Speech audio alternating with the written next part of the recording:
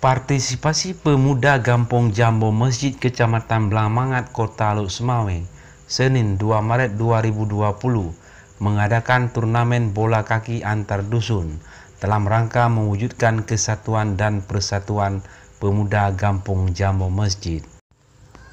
Pertandingan yang diadakan selama 6 hari yang menjadi juara 1 dusun pertanian, juara 2 bobo aparatur dan juara 3 dusun nelayan.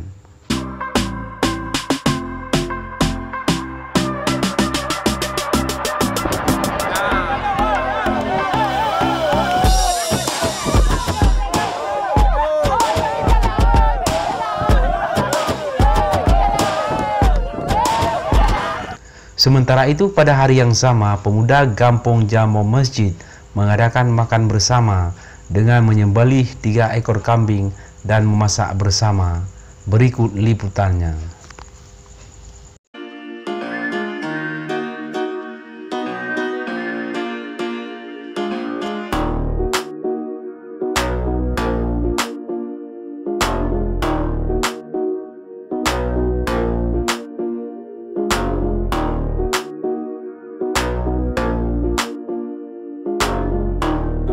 Mana?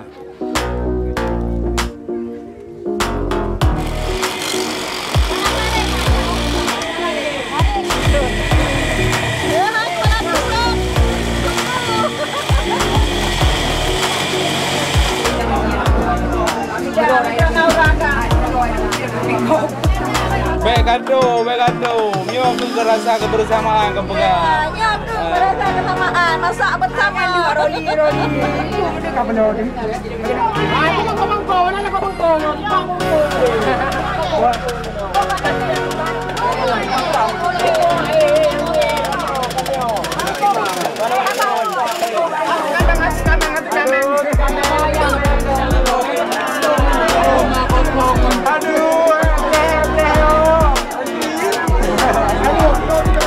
Hadi dong, Abu.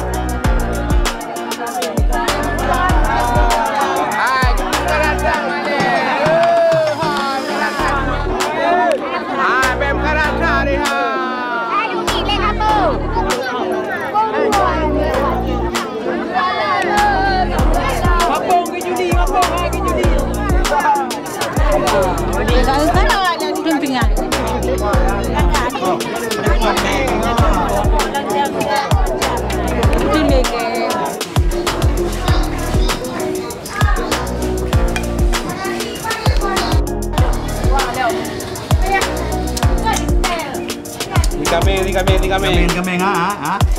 Yan, 3 meng. Tinggal na. Mahal tinggal na.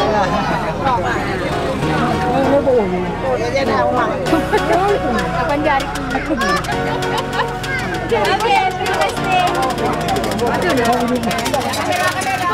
Ya, ayo ke dalam mana kau? Long di sini kan? Kau ngapain ya? Di sini kan?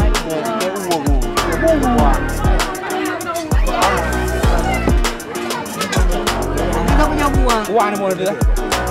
Buah. Mai buah ada. Kan tak lu. Buah ada. Hah?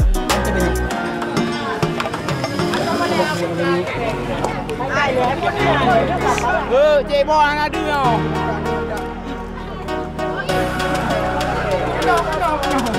Dapat tinggal dia. Ni orang paju jule. Boleh.